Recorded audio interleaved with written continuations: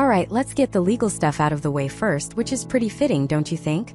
I am not a career counselor, an admissions consultant, or a financial advisor.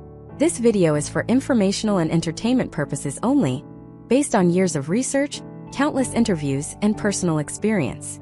Your path to and through law school will be uniquely your own. So please, always do your own deep, exhaustive research before making any life-altering decisions. Okay, public service announcement over. You've seen the movie. The camera pans across a stunning, ivy-covered campus.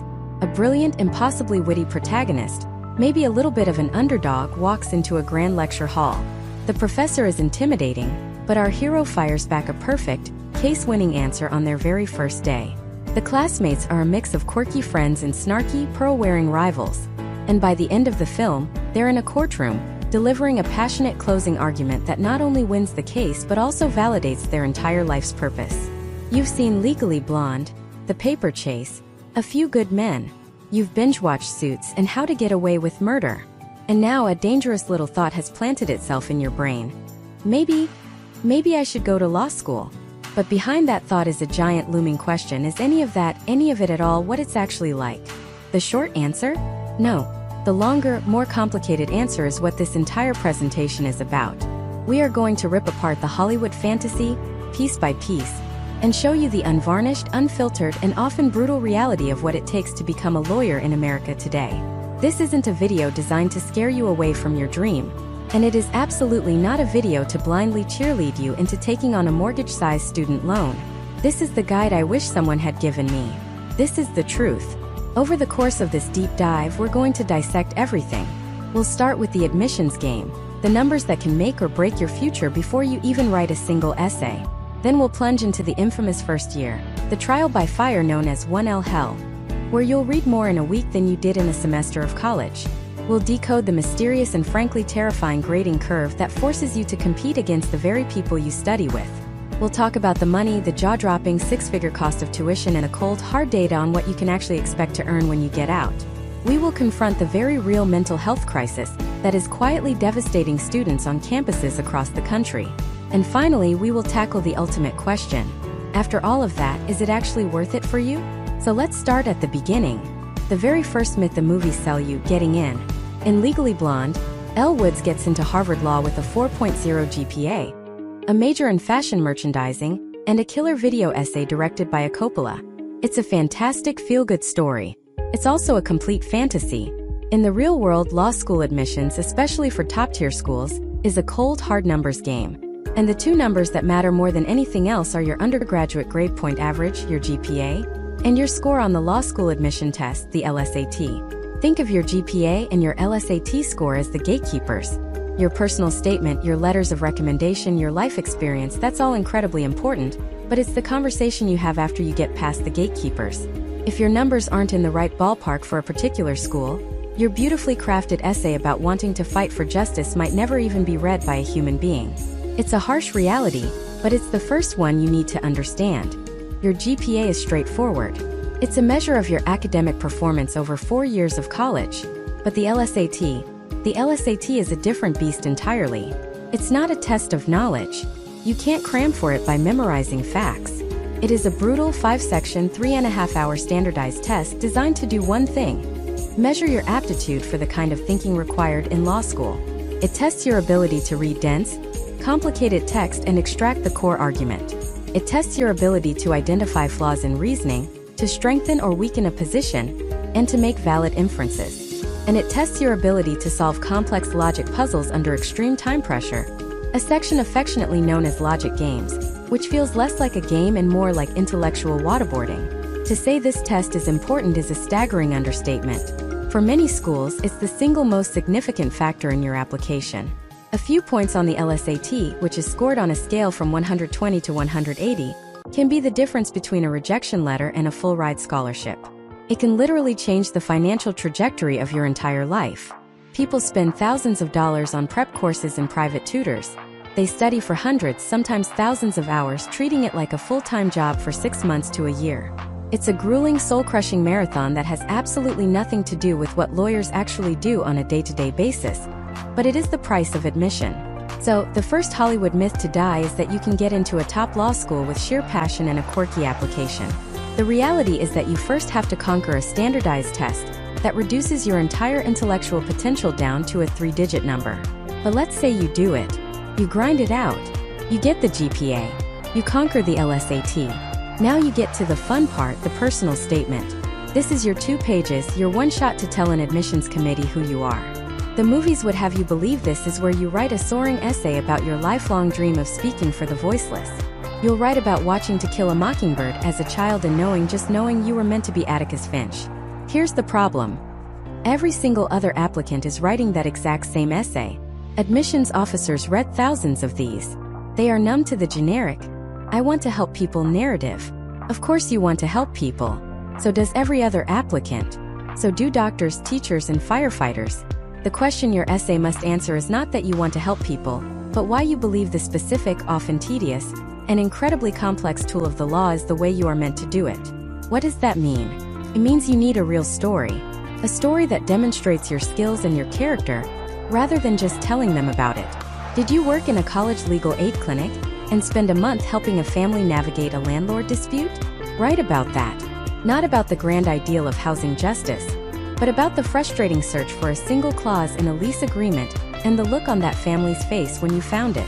Did you major in engineering and realize that patent law was the perfect intersection of your passion for innovation and your desire for structured rules? Tell that story. Show them your journey. Show them you understand that being a lawyer isn't about dramatic courtroom speeches 99% of the time. It's about research, analysis, writing, and a relentless, obsessive attention to detail. Your application is your first case. The admissions committee is the judge and jury. Your GPA and LSAT are your key evidence. And your personal statement is your closing argument. It needs to be sharp, compelling, and uniquely yours. So you navigate this gauntlet. You survive the LSAT. You pour your soul into your personal statement. You hit submit and you wait. And then one day an email pops up in your inbox. You hold your breath, you click it open, and you see the word, "Congratulations." You're in. All the work, all the stress, it was all worth it. The Hollywood dream is alive. You start picturing yourself walking across that ivy-covered campus, your brand new briefcase in hand, ready to learn how to change the world. But what you're picturing is wrong.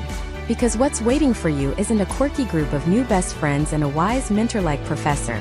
What's waiting for you is a stack of books so thick it will warp your desk, a level of competition you have never experienced in your life, and a teaching method designed to break you down before it even thinks about building you back up. What's waiting for you is 1L hell. The first thing you learn in law school is that you know absolutely nothing. And the second thing you learn is that everyone is about to find out. Forget the movie scenes of passionate debates and last-minute eureka moments. The reality of your first day, your first week, your first month is a slow, grinding psychological siege. You walk into a lecture hall that feels more like an operating theater. It's cold. The seats are tiered, stadium style, so every single person is on display. There's no back row to hide in. The professor, often a towering figure in both reputation and intellect, stands at the bottom, a conductor ready to orchestrate a symphony of anxiety. They don't have a PowerPoint. They don't have lecture notes they're going to read to you. They have a seating chart with your picture on it, and a single terrifying book of case law. This is your introduction to the Socratic Method. Now, in your head, the Socratic Method sounds noble. A dialogue, an intellectual back and forth designed to get to the heart of an issue. That's what Socrates did, right? Wrong. In the context of an American law school, the Socratic Method is an intellectual gladiator pit. The professor's job isn't to teach you the law. Their job is to force you to teach it to yourself out loud, in front of 100 of your peers who are all silently praying you fail so they don't have to.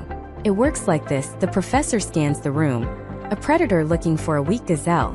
Their eyes lock on someone. They call out a name. Mr. Henderson. A switch flips in the room.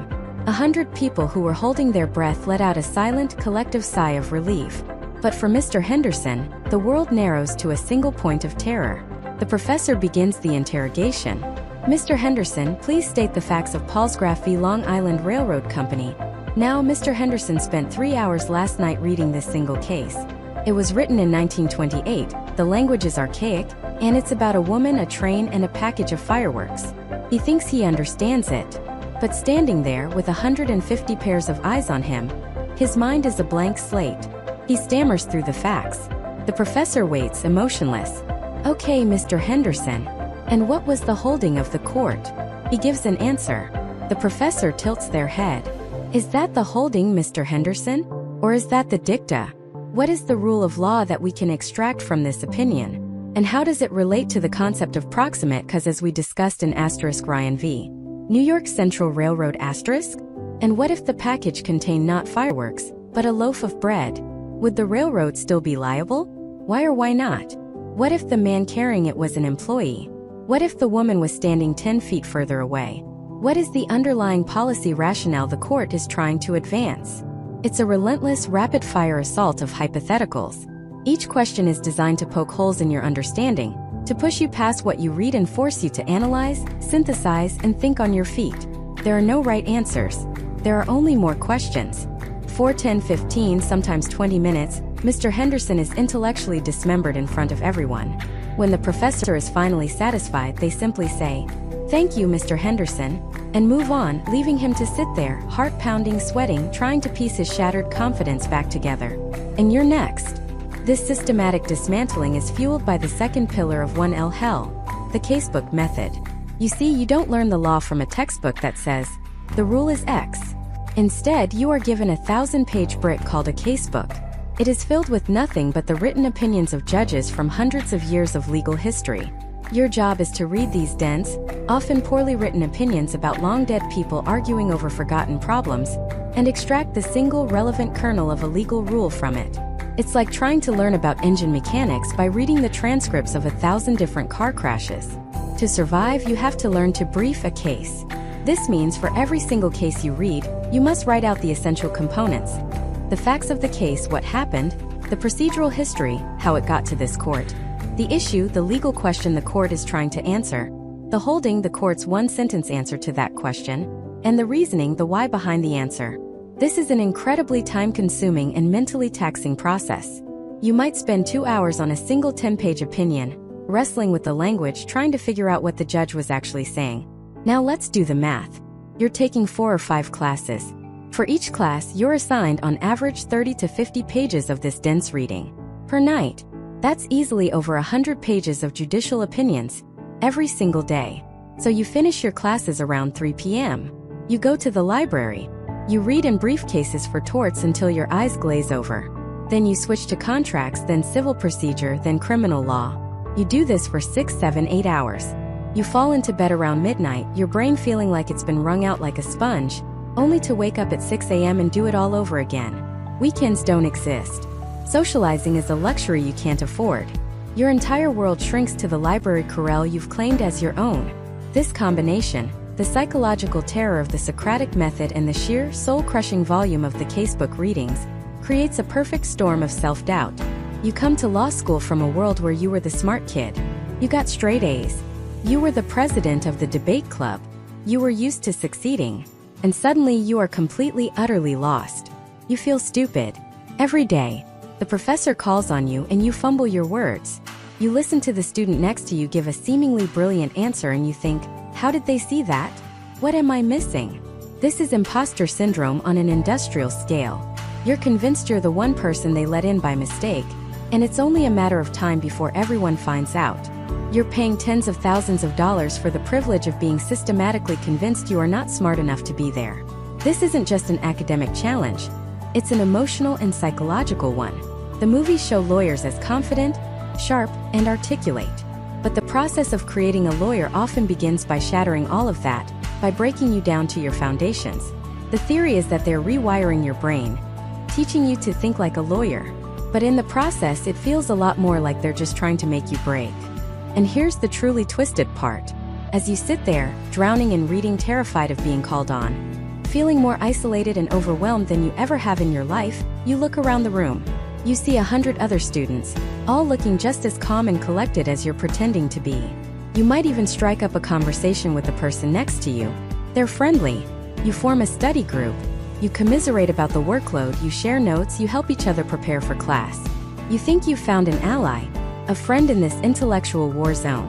But you're wrong. Because there's a secret about American law school that no one tells you until you're already trapped. That friendly person sitting next to you, they are not your friend. They are your direct and most dangerous competition. And their success can only come at the expense of your failure. This is the fundamental, brutal algorithm of American law school. It's a zero-sum game. For me to win, you have to lose. And this isn't some abstract philosophical concept.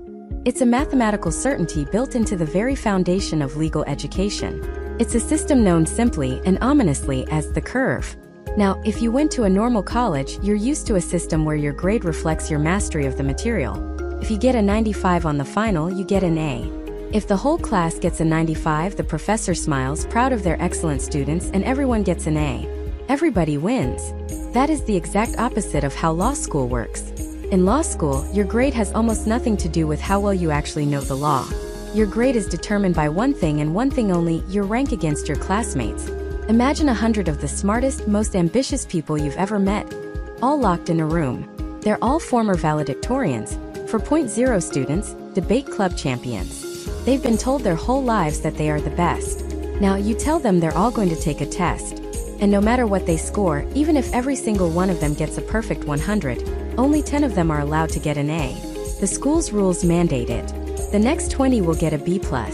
The majority, maybe 50 of them, will be branded with the soul-crushing, career-altering letter B. And a handful, by mandatory statistical distribution, will be given a C or worse. Welcome to the curve. It's not a grading system. It's a ranking system. It's the Hunger Games with student loans. This single, simple mechanism changes everything. It transforms the entire social fabric of the school, from a place of learning into a gladiator pit. That study group you formed? Suddenly you're looking at your partners, wondering, am I really sharing my best insights? Or should I save my killer argument for the exam, so I can beat them? The friendly person who asks to borrow your notes because they missed a class? A cold calculation runs through your mind. Helping them could give them the one tiny edge they need to knock you down a grade bracket. Every act of kindness has a potential cost. Every collaboration is a strategic risk. This is the pressure cooker that creates the law school horror stories you hear about. The legends of students ripping critical pages out of library-reserved books right before an exam.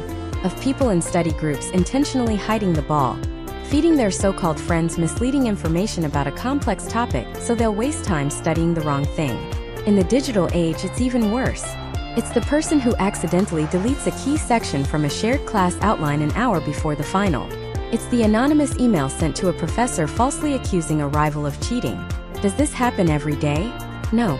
Are most law students secretly evil? Of course not. But the system creates an environment where this behavior is illogical, if monstrous, response to the incentives. The stakes are so astronomically high that paranoia becomes the default setting. You start to see every classmate not as a person, but as a variable in the complex equation of your own success. Let me make this real for you. Think about a student we'll call Jessica. Jessica was the star of her university. Summa cum laude in political science, captain of the mock trial team, got a near-perfect score on her LSAT. She gets into a top-tier law school and does everything right. She reads every single assigned case twice. Her case briefs are works of art, color-coded and cross-referenced. She never misses a class. She lives in the library. She pours every ounce of her being into her first semester, fueled by caffeine and the fear of failure. Her first final exam is torts. It's a 3-hour essay exam. She walks in prepared. The question is a nightmare scenario involving a runaway train, a faulty switch, and an exploding factory. It's complex, but Jessica knows it. She lays out the issues, applies the rules, argues both sides. She writes until her hand is a cramped claw.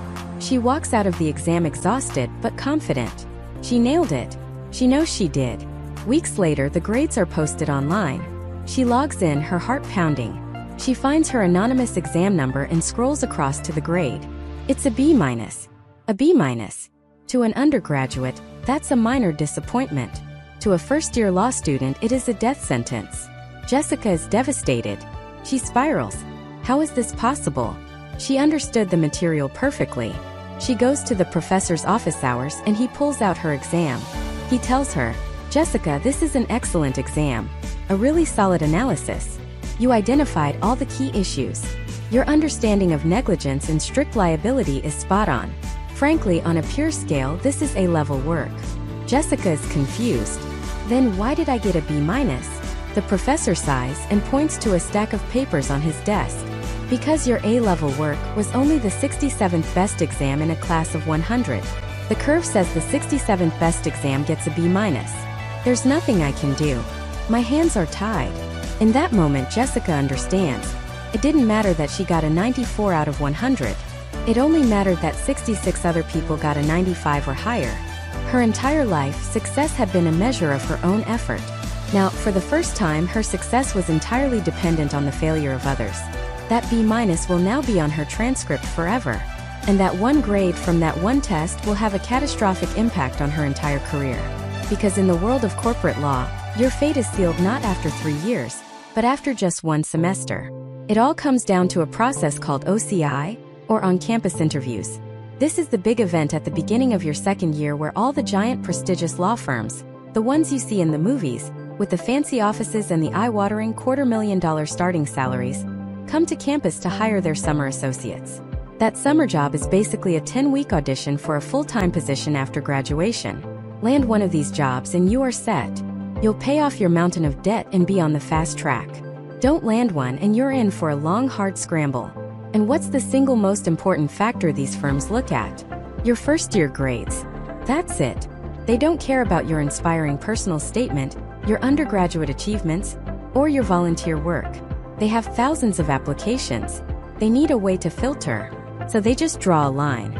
Many top firms won't even interview students outside the top 10% or 20% of the class.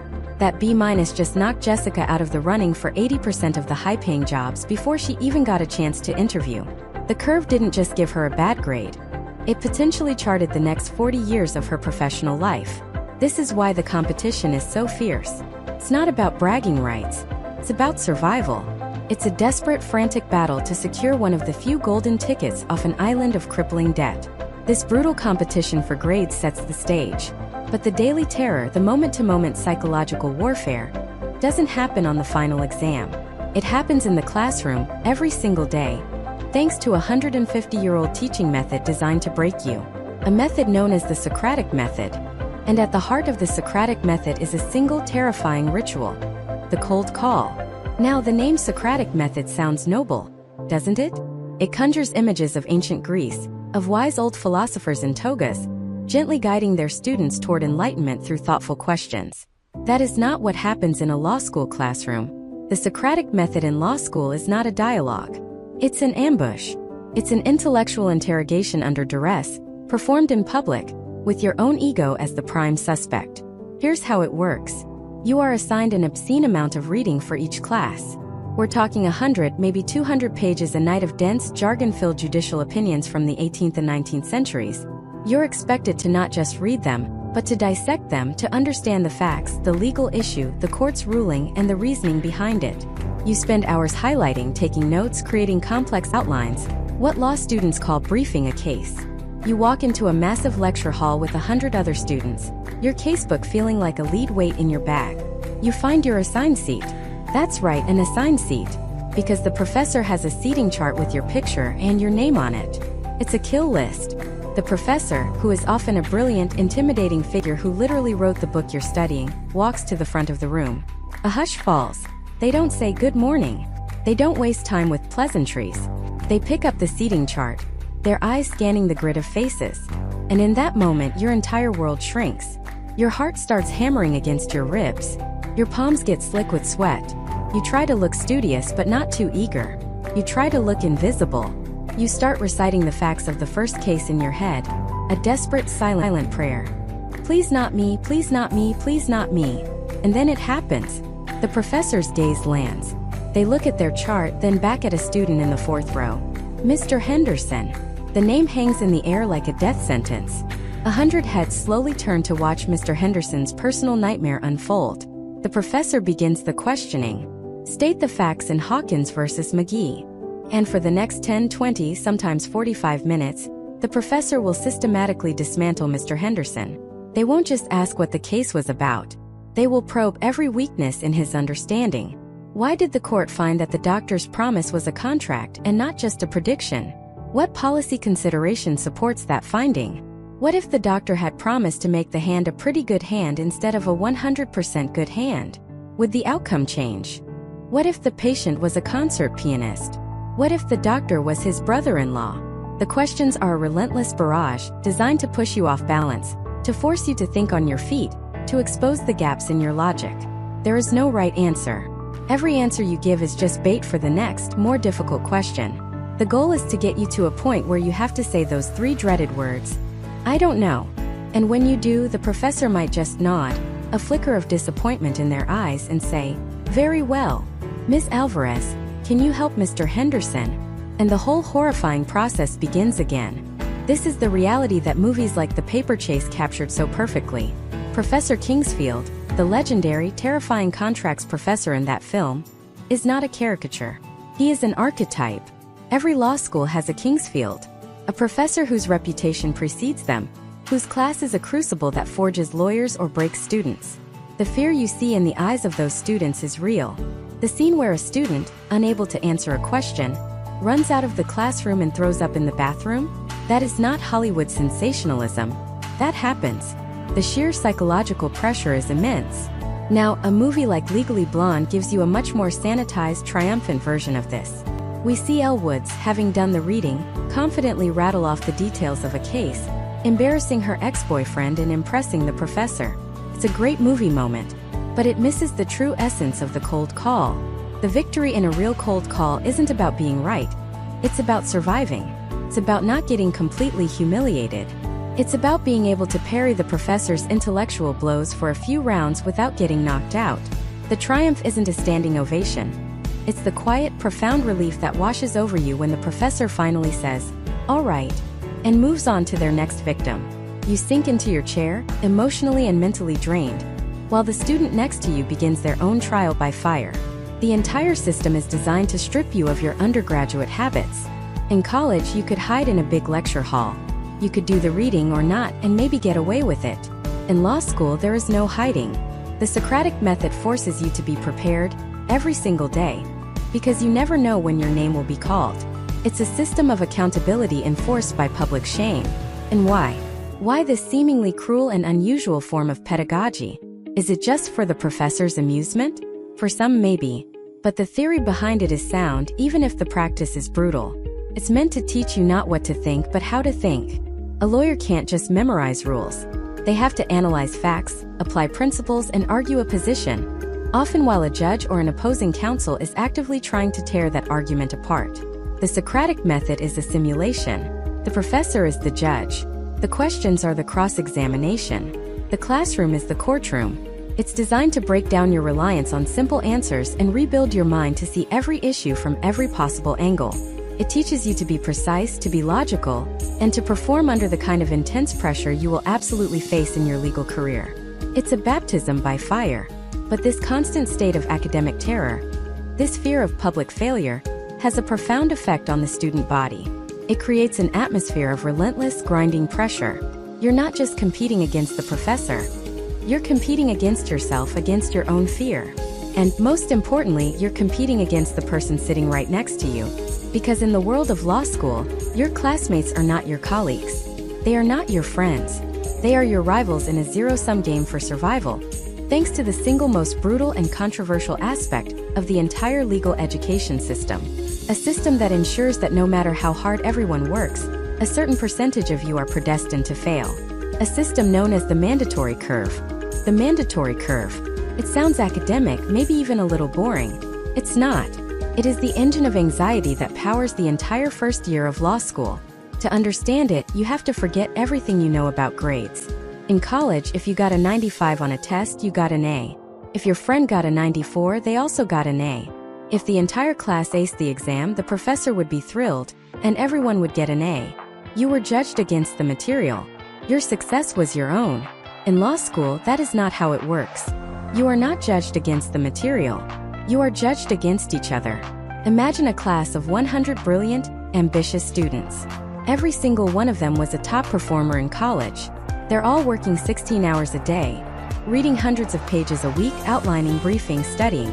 Now imagine that at the end of the semester they all take one final exam. Let's say, through some miracle of collective genius, every single student scores between a 90 and a 100 on that exam. In a normal world, they'd all get A's. They earned it. But under the mandatory curve, that is impossible. The law school has a rule, a mandate that dictates the exact distribution of grades, regardless of how well the class performs as a whole. So, in our class of 100 perfect scoring students, the professor is forced to give out a specific number of grades. For example, maybe only the top 10%, the top 10 students are allowed to receive an A. The next 20% might get a B+. The largest group, maybe 40 or 50%, must be given a B or a C+, landing them squarely in the middle of the pack. And then comes the brutal part. A certain percentage at the bottom, maybe 10 or 15% of the class, must be given a C or lower. Think about what this means. You could write a flawless exam answer, a beautiful, perfect analysis of the law, and still get a C. Why? Because a handful of your classmates wrote answers that were, in the professor's subjective opinion, just a tiny fraction more flawless. Your success is no longer your own. It is entirely dependent on the failure of others. For you to get an A, someone else has to get a B. For you to pass, someone else might have to fail. It transforms education from a collaborative pursuit of knowledge into a zero-sum, gladiatorial blood sport. This isn't hyperbole. This is the psychological reality of the system. The friendly person you sit next to and towards, the one you share notes with, they are your direct competition. Their success can directly cause your failure. This environment breeds a specific kind of paranoia. The old law school horror stories you hear, of students hiding essential library books before a big assignment, of ripping key pages out of casebooks, of deliberately giving bad information to a study group member to sabotage them. These stories aren't just myths. They are born from the intense pressure cooker the curve creates. It incentivizes the worst in people, and the psychological toll is immense. Remember, these are students who have spent their entire lives being told they are the best and the brightest. Their identity is wrapped up in academic achievement. Then they arrive at law school, work harder than they ever have in their lives, and for the first time many of them receive a C. Not because they didn't understand the material, but because they were arbitrarily ranked as average in a sea of overachievers. By definition, half of the class is now below average. This is a profound shock to the system. It fuels an epidemic of imposter syndrome, anxiety, and depression that is well documented in law schools across the country. You start to question everything. Am I smart enough? Do I belong here? Was this all a terrible mistake? So why? Why would an institution of higher learning implement a system that seems designed to create misery and toxic competition? The official justifications are pragmatic, if cold-blooded. The first is standardization. Law firms, especially the big, prestigious ones that hire droves of new graduates, want an easy way to compare students. The curve ensures that an A from a notoriously easy professor means the same thing as an A from a professor known for their brutal exams. It creates a clean, simple ranking. The top 10% are the top 10%, period. It makes the sorting process for employers ruthlessly efficient. The second justification is that the curve is meant to simulate the practice of law itself. The legal world, they argue, is adversarial. In a lawsuit, there is a winner and a loser. In a negotiation, one side often gets a better deal than the other. The curve, in theory, prepares you for this harsh, competitive reality. It's meant to weed out those who can't handle the pressure and identify the so-called best candidates who will thrive in a high-stakes environment. But the damage this system does is incalculable. It crushes the love of learning. Students stop reading for understanding and start reading for the sole purpose of beating the person next to them on the exam. It discourages collaboration at a time when teamwork is becoming more and more essential in the actual legal profession. And it creates artificial distinctions that can define a person's entire career. The difference between the student rank number 10 and the student rank number 11 might be a single point on a single exam, a subjective judgment called by a professor. But for those students, the consequences are monumental, because those first-year grades, determined by this unforgiving curve, have an outrageous amount of power. They determine whether you get a spot on the school's most prestigious journal, the Law Review, a golden ticket for your resume. They determine whether you get invited to interview with the elite, high-paying corporate law firms for a coveted summer position after your second year.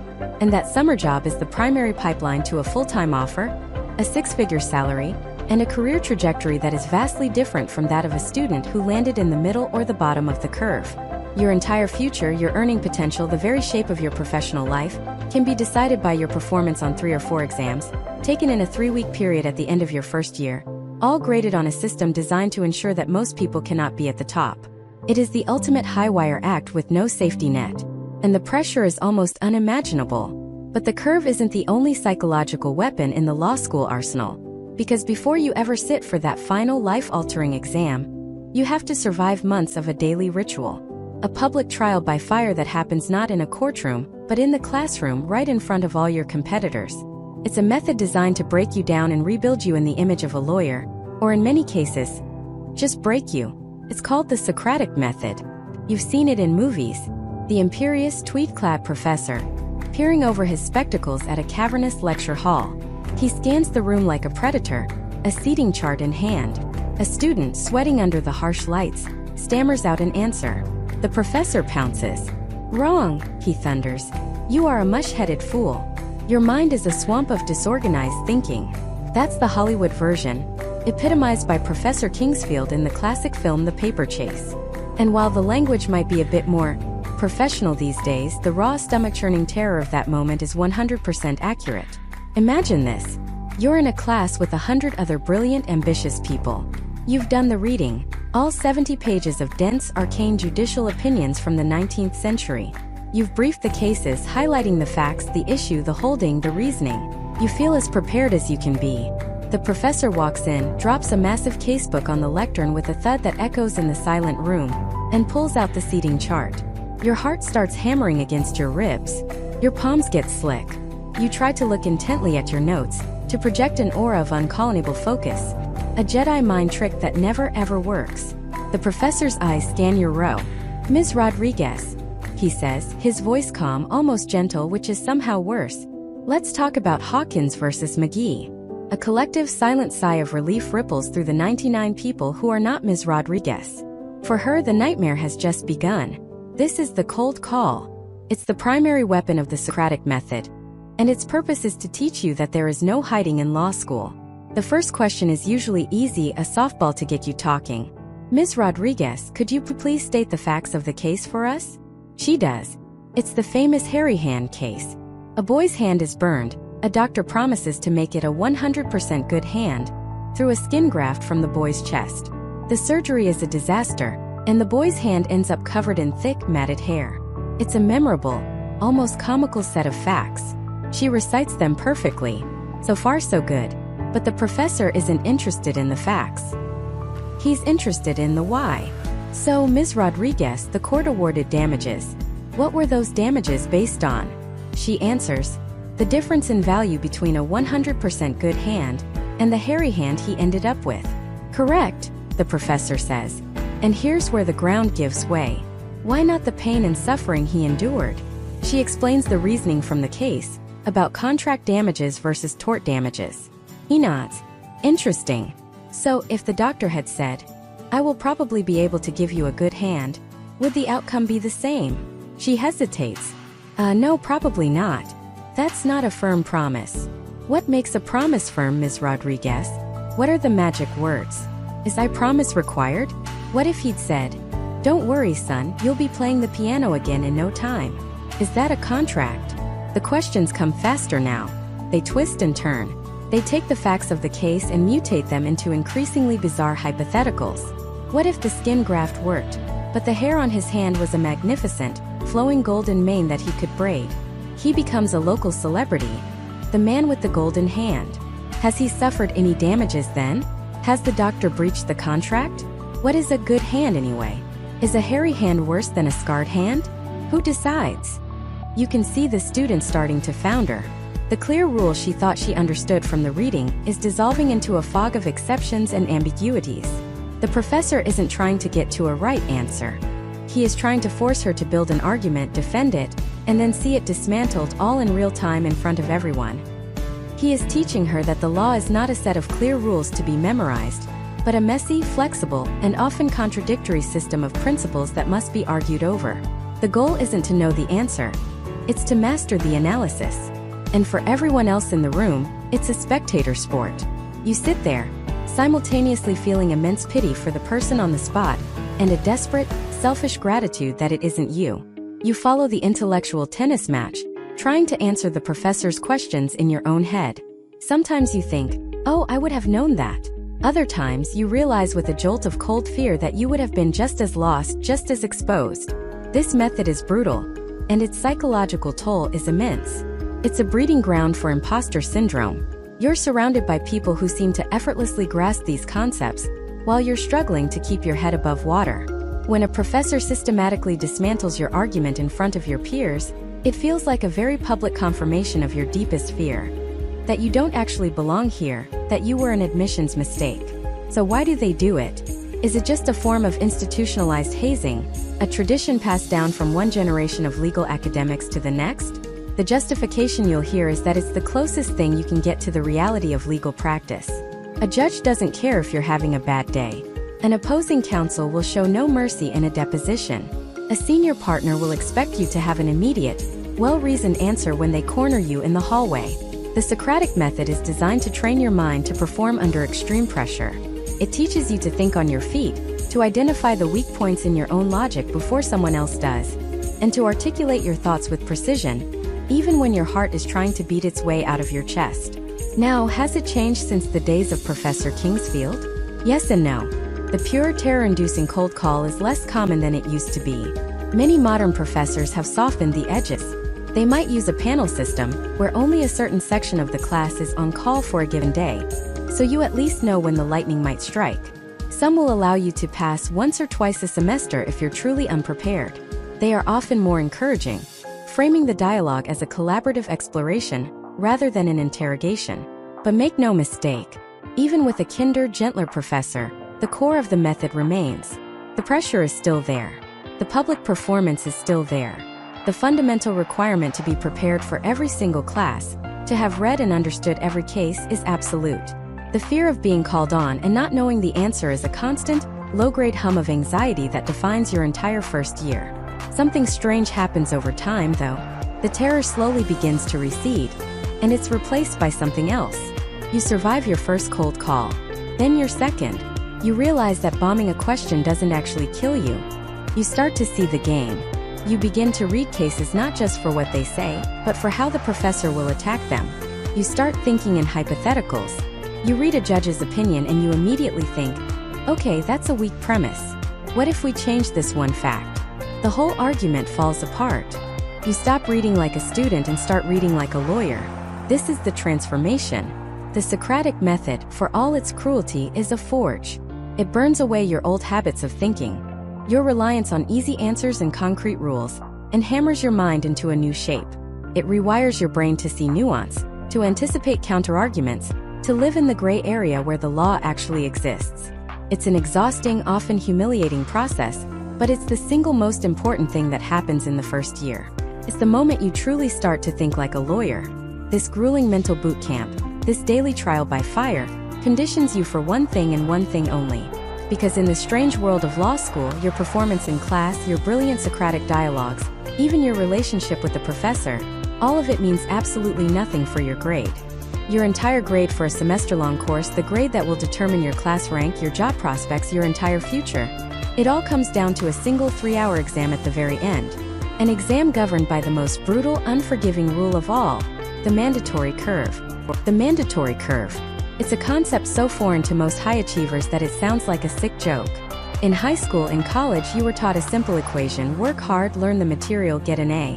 If the entire class worked hard and learned the material, the entire class could get an A. Your success was your own. But in law school, that equation is thrown out the window. The curve dictates that success is a finite resource, a scarce commodity. There are only a handful of A's to go around, and you have to fight for one. Imagine you're in a race, but it's not against the clock. It's against every other person on the track. It doesn't matter if you run your personal best time. It doesn't matter if you run faster than you've ever dreamed possible. If 10 other people run just a fraction of a second faster than you lose. That is the law school curve. Professors don't grade you on what you know. They grade you on what you know compared to the person sitting to your left and the person sitting to your right. By faculty mandate, they are only allowed to award a certain percentage of A's, a certain percentage of B's, and so on, forcing the grades of every student into a bell-shaped curve. So even if every single student in a class of 100 writes an objectively brilliant A-worthy exam, the professor is contractually obligated to give only about 10 of them an A. Another 15 might get an A-. The vast majority, maybe 60 students, will be lumped into the B+ and B range. And the rest, despite their Herculean efforts, will receive a C. This single, simple rule fundamentally rewires the entire social and academic DNA of the school. It's an accelerant poured on a fire of ambition and anxiety. That collaborative, we're all in this together spirit you might have felt during orientation, it evaporates. It's replaced by a low humming, ever-present paranoia. The person you're sharing notes with isn't just your classmate. They are your direct and unavoidable rival. Their success on the final exam could literally knock your grade down from a B+ to a B. That one tiny notch down the curve could be the difference between getting an interview at a top firm and getting a rejection letter. This is the environment that creates the gunner. You've seen this character in the movies. The student whose hand is permanently in the air, who argues obscure points with the professor, who answers a question nobody was asked, and who always begins their sentence with, "But isn't it true that?" The gunner isn't just trying to learn. They're performing. They're trying to intimidate. They're trying to signal to everyone in the room, "I am your competition. I am smarter than you. I am working harder than you. That A? It's mine." In any other academic setting, this behavior would be obnoxious. In law school, while still obnoxious, it's also a rational, if desperate, response to the system. It's a survival tactic in a zero-sum game. And this pressure cooker environment breeds legends of sabotage. Every law school has its own mythology, whispered in the library carols and late-night study sessions. Stories of students checking out the last copy of a critical book from the library and accidentally losing it for the rest of an entire semester. The most infamous tale from the pre-digital age was of students finding the one book with the key case for an upcoming exam and carefully, surgically tearing the pages out. Imagine searching for hours, your heart pounding, only to find the chapter you desperately need has been vandalized, ripped from the binding by one of your own classmates. Now, is this common? Does it happen every day like it does in the movies? No. Outright malicious sabotage is rare. Most law students are decent people under an indecent amount of pressure, but the fear of it is real. The possibility of it hangs in the air. The real competition isn't so much cloak and dagger as it is a quiet, brutal war of attrition. It's the subtle art of hoarding information. It's the strategic decision of who to study with, and how much of your best analysis you're willing to share. Study groups become a complex social dance. On the one hand, you need them. The material is too vast, too dense to conquer alone. Talking through the cases, quizzing each other, it's essential. But every group has its own anxieties. Is there a weak link who's draining the group's energy? Is there a mole who's just there to absorb everyone else's insights without contributing their own? Is the smartest person in the group holding back their best arguments for the exam? You're constantly calculating, constantly evaluating. Trust is a currency, and you spend it very carefully. The ultimate weapon in this war is the outline. This is not your typical set of class notes. A law school outline is a magnum opus. It's a student-created Bible for the course, a document that synthesizes every case, every rule, every footnote, and every stray comment the professor made over 4 months, organizing it all into a perfectly logical exam-ready framework. A good outline can be over 100 pages long. Creating one is a monumental undertaking. These outlines become legendary. Students pass them down through the years. Getting a prized outline from a successful upperclassman, someone who got an A in that same class with that same professor, is like being given a map to buried treasure. A black market for outlines, both digital and physical, thrives on every law school campus. Your outline is your life raft, your sword, and your shield. And all of this, the Socratic Method, the gunners, the paranoia, the outlining, it all culminates in one single event, the final exam. You walk into a cavernous, silent room with hundreds of other students. The air is thick with the smell of fear and stale coffee. Proctors pace the aisles like prison guards. You're handed a booklet. The clock starts. You have 3 hours. You open the booklet and you're not met with questions. You're met with a story. A dense, convoluted, page-long narrative about a series of unfortunate events. A man named Bob who slips on a banana peel at a construction site, gets hit by a falling anvil, is driven to the hospital by a drunk ambulance driver who crashes into a fireworks factory, causing an explosion that frightens a nearby farmer's prize-winning cow, which then stampedes through a priceless collection of porcelain cats. And you have to analyze it. This is the issue spotter exam. Your job is to read this chaotic fact pattern and identify every single potential lawsuit. Every tort, every contract breach, every property dispute. For each issue you spot, you must state the legal rule, provide an analysis of how the facts apply to the rule, and reach a conclusion. Issue, rule, analysis, conclusion. IRAC. This acronym is burned into your soul. There is no right answer. The goal is not to decide who wins. The goal is to show that you see the battlefield. You have to argue for Bob. You have to argue against Bob. You have to analyze the ambulance driver's negligence, the factory's liability, the farmer's damages. You are typing furiously, your mind racing, trying to spot more issues, analyze them more deeply, and articulate them more clearly than the 100 other people in the room who are doing the exact same thing. You're not just fighting the clock. You're fighting the collective brain power of the entire class. 3 hours later, a proctor calls time. Pencils down. Laptops closed. A collective groan echoes through the hall. You stumble out into the light, completely drained, your brain feeling like a wrung-out sponge. You have no idea how you did. You might have written 25 pages and felt like a king, only to overhear someone in the hallway talking about an issue you completely missed. And the dread sets in. You have just completed the single most important test of your academic life, and you have absolutely no frame of reference for your performance. All you can do is go home, try to forget about it, and start studying for the next one, because you have 4 more to go. This is the crucible of the first year. It's not a glamorous courtroom battle. It's a silent, anonymous, intellectual bloodsport. Changes you. It forces you to think faster, write more clearly, and work harder than you ever thought possible. It forges some people into diamonds, and it breaks others completely. And after the grades are posted, and the brutal hierarchy of the curve is finally revealed, the entire game changes once again. Because now, it's no longer about just surviving law school. It's about winning the race for a job. This is the moment where the abstract competition of grades becomes a brutal head-to-head battle for survival. It's a process that has a name, a deceptively simple, almost academic-sounding name. On-campus interviews, or OCI. But no one calls it that. To the students living through it, it's the Hunger Games. And your 1L grades? They're your ticket into the arena. The entire ecosystem of the law school reorients itself around this single event. The Career Services Office, once a quiet place for resume advice, transforms into a high-stakes command center. They drill you, prep you, and mold you into the perfect corporate law candidate. You attend mandatory workshops on how to answer the dreaded question. So, tell me about yourself.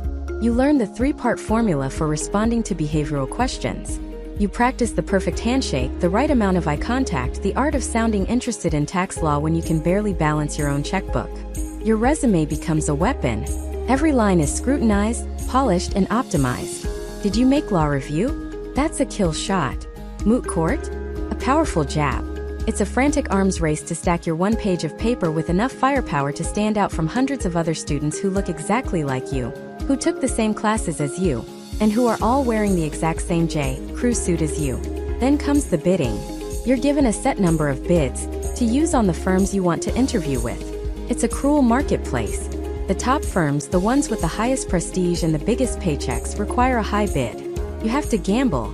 Do you spend all your capital trying to land an interview with the most sought-after firms, knowing your grades might not be good enough? Or do you play it safe, spreading your bids around to less prestigious firms, hoping to increase your odds of just getting a foot in the door?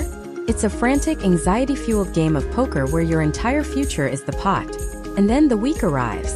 The law school is transformed. Conference rooms and empty offices are converted into a maze of tiny, identical interview booths. Or, in an even more surreal twist, the whole operation moves to a massive, soulless convention hotel. You walk into a ballroom and see a sea of tables, each one staffed by 2 lawyers from a firm with a name like Cravath, Skadden, or Sullivan and Cromwell. They are the judges, the gatekeepers. And you are one of hundreds of tributes, marching in your dark suit, clutching a leather-bound portfolio, a forced smile plastered on your face. The air is thick with the smell of desperation and dry-cleaning chemicals. You see your friends, your classmates, your study group partners, but they're not your friends today. They are your competition. You exchange tight, nervous smiles, knowing that you're all vying for the same handful of spots. The interviews themselves are a blur. 20 minutes on the clock. That's all you get. 20 minutes to convince a stone-faced partner who has already interviewed 30 other students that day that you are special, that you are the one. It's the most unnatural conversation you will ever have. You try to tell a charming anecdote about your time working as a paralegal. They ask you what you think about a recent Supreme Court decision. You ask them about the firm's culture. They give you a canned answer about their commitment to pro bono work. It's a dance, a performance. You are playing the part of the ideal candidate, and they are playing the part of the benevolent employer. Everyone knows it's a script, but you have to play your part perfectly. You walk out of one 20-minute slot, take a deep breath, chug some water, check your hair, and walk into the next one. You repeat this 8, 10, maybe 12 times a day for 2 or 3 days straight. By the end, your face hurts from smiling, your voice is hoarse from talking, and your brain is fried from the sheer mental effort of being on for that long. You've dissected your resume so many times it no longer feels like your own life. If you survive the initial slaughter, you might get a call back. This is the invitation to the capital. The firm flies you to their city, puts you up in a nice hotel, and brings you to their towering glass office for a second round of interviews. This isn't a 20-minute speed date. This is a 4-hour marathon. You meet with 6, 7, 8 different lawyers. You tell the same stories, answer the same questions, and try to remember who you told what to. The callback is designed to be seductive. The offices have breathtaking views. The art on the walls is expensive. They take you to a lavish lunch at a restaurant you could never afford. But make no mistake, this is not a celebration. It is the final test. The lunch interview is famously called the airport test. The partners are asking themselves a simple question. Could I stand being stuck in an airport with this person for 6 hours? It's not about your grades anymore. It's about your personality. Your fit. Can you hold a conversation? Are you interesting? Did you use the right fork? Every move is being judged. After the callback, you go home and you wait. And the waiting is its own special kind of torture. You live by your phone. Every buzz, every ring sends a jolt of adrenaline and panic through your body. You see your classmates getting calls, their faces breaking into huge smiles of relief. You hear whispers in the library. Did you hear? Jessica got an offer from Kirkland. The law school, once again, becomes a pressure cooker of comparison and anxiety. And then, if you're one of the lucky ones, the call comes. It's a partner from the firm. They talk for a minute, some pleasantries, and then they say the words you've been dying to hear. We'd like to extend you an offer to join us as a summer associate. In that moment, everything washes away.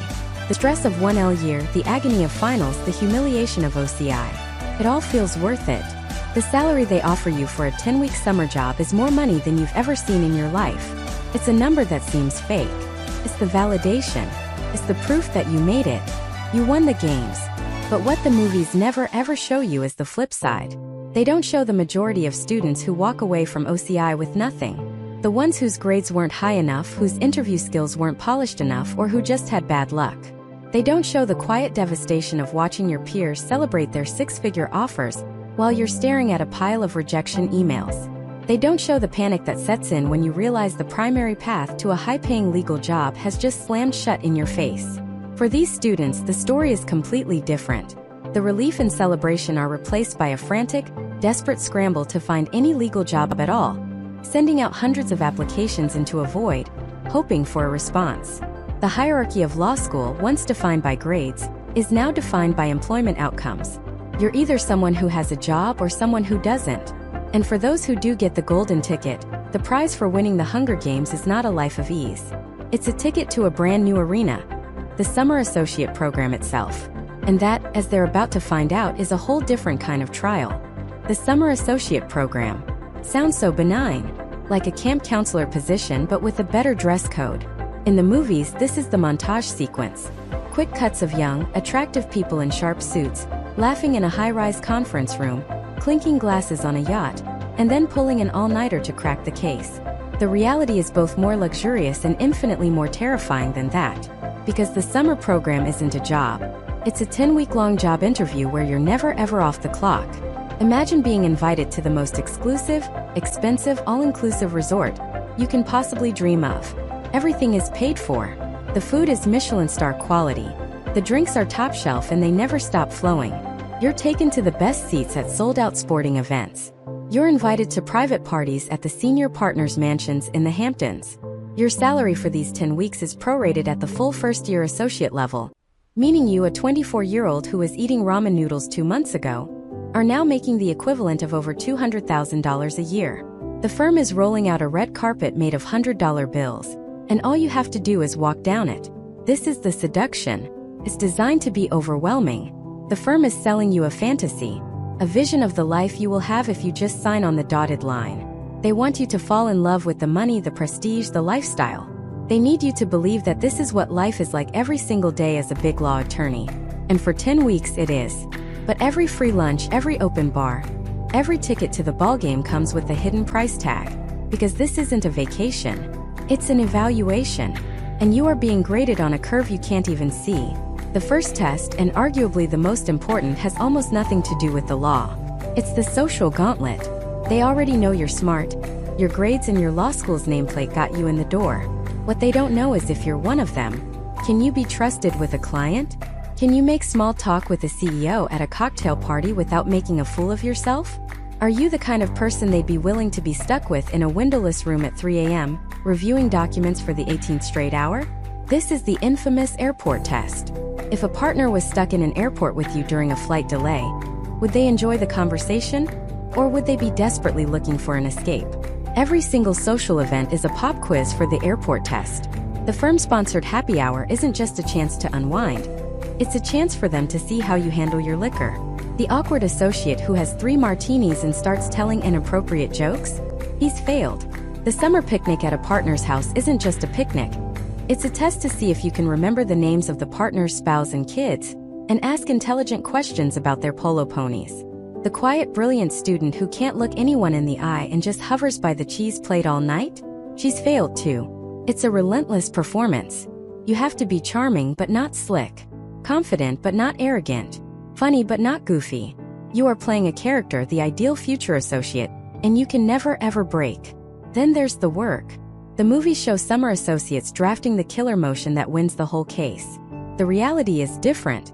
The work you're given is a very specific kind of test. You might be asked to write a research memorandum on an incredibly obscure, mind-numbingly boring point of law. The point isn't just to see if you can find the right answer. The point is to see your attitude.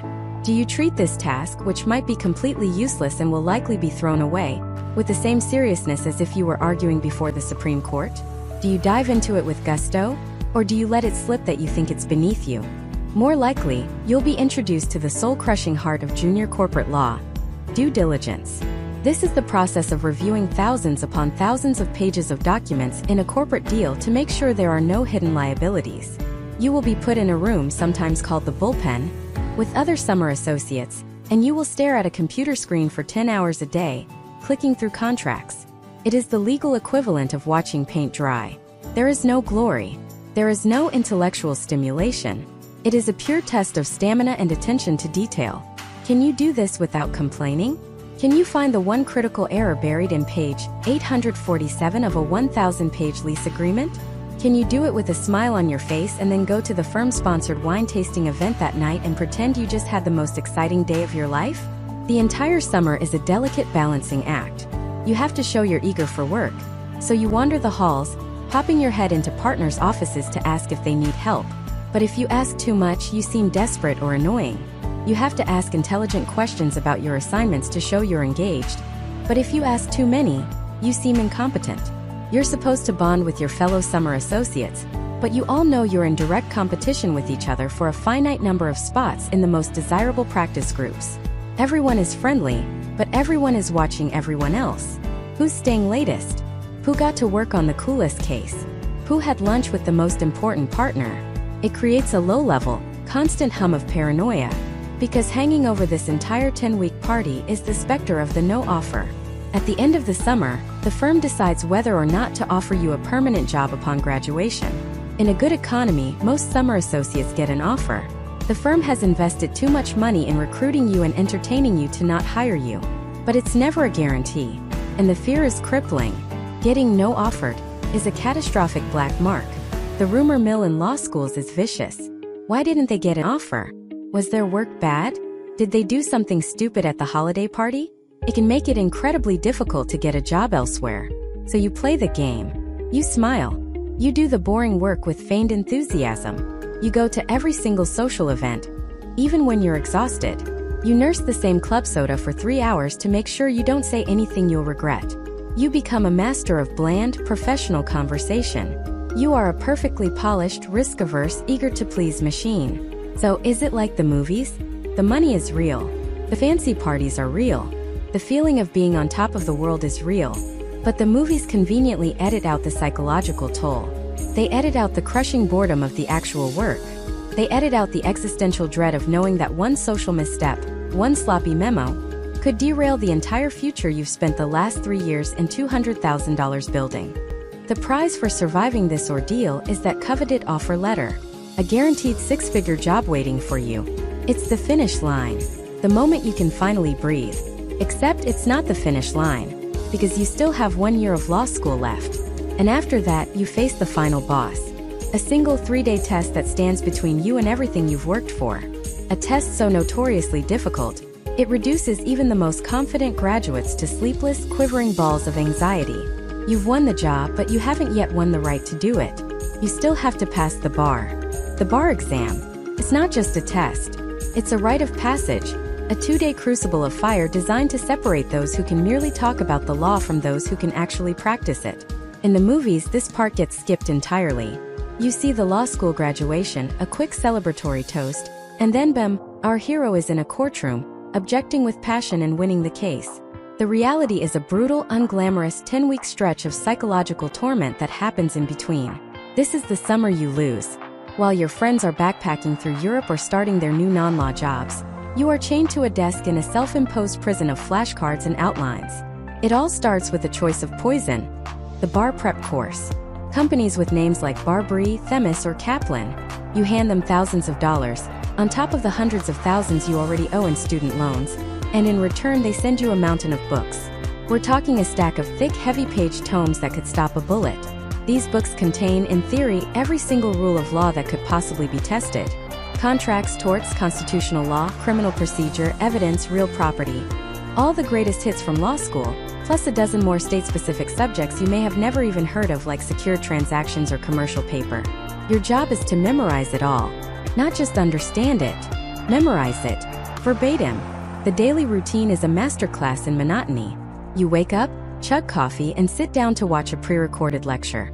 For 3 to 4 hours, a law professor, often a specialist in this kind of high-stakes teaching, drones on about the nuances of the rule against perpetuities or the elements of felony murder.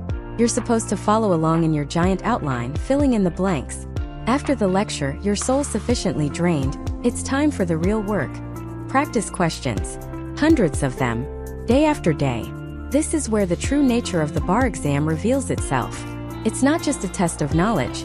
It's a test of pattern recognition and mental endurance. The first part of the exam is the multi-state bar examination, or the MBE. This is the big one. 200 multiple-choice questions spread over 6 hours. Sounds simple, right? Wrong. Every question is a miniature story. A legal trap designed to trick you. They'll give you a paragraph-long fact pattern about a farmer, a faulty tractor, and an injured neighbor, and then 4 answer choices that all seem plausible. One is the correct answer.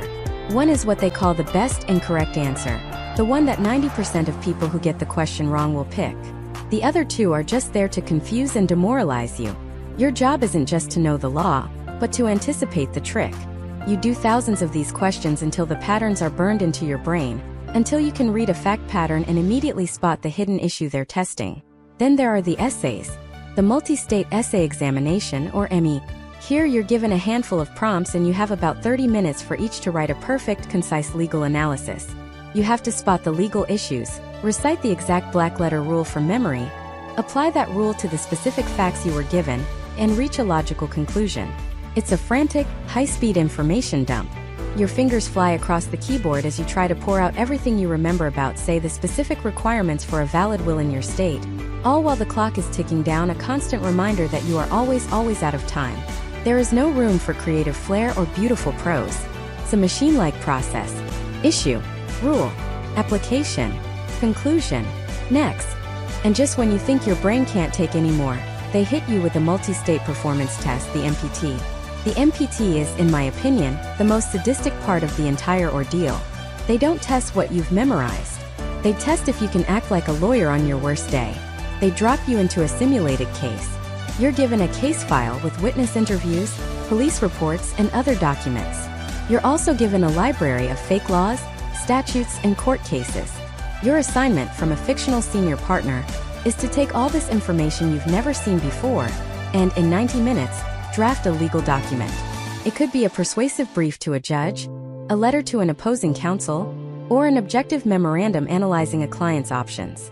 You have to read, comprehend, synthesize, and write a coherent professional document from scratch, under immense pressure. It's the ultimate test of whether you can think like a lawyer when you have no idea what you're doing. This process grinds you down. The sheer volume of information is overwhelming. You'll have moments of clarity where you feel like you've finally mastered a subject, only to do a set of practice questions and score a 40%, sending you into a spiral of despair. You start to see legal issues everywhere. You can't watch a movie without analyzing the probable cause for a character's arrest. You mentally draft a contract for your roommate about who buys the milk. The law consumes you. Paranoia sets in. You convince yourself that you're the one person who is going to fail. Everyone else seems to be getting it. You see them on social media pretending to be fine, but you know they're just as terrified as you are. The exam itself takes place in a massive, soulless convention center. You and thousands of other identically dressed, sleep-deprived law graduates line up, clutching your belongings in a clear plastic bag, the only kind allowed. No phones, no watches, no bags. Just your laptop, your power cord, and your anxiety. The air is thick with the smell of fear and stale coffee. You find your assigned seat in a sea of tables that stretches to the horizon. The proctors walk the aisles like guards in a maximum security prison, watching for any sign of cheating. And then it begins. A voice over the loudspeaker says, "You may open your test booklet and begin." And for the next 6 hours, the only sound is the frantic, unified clatter of thousands of keyboards. It's the sound of desperation. At the end of day 1, you stumble out into the light, completely shattered. Your brain feels like a sponge that's been wrung dry.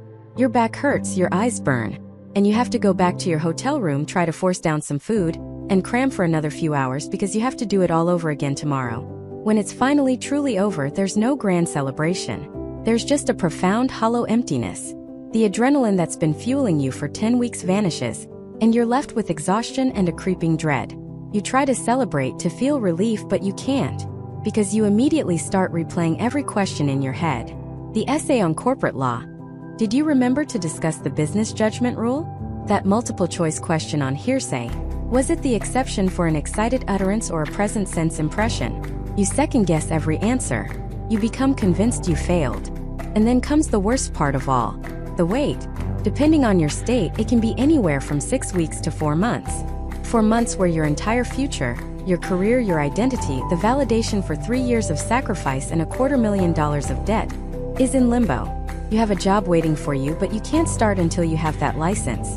You try to relax. You go on the traditional post-bar trip. But you can't escape the thought. It hangs over every conversation, every moment of peace. You're in a state of suspended animation, waiting for an email that will either read "Congratulations" or "We regret to inform you." As the release date gets closer, the anxiety becomes unbearable. And then one day you see it. An email in your inbox from the State Board of Bar Examiners. Your heart stops. Your hands shake as you move the cursor to click it open. Everything you've ever worked for comes down to this single moment.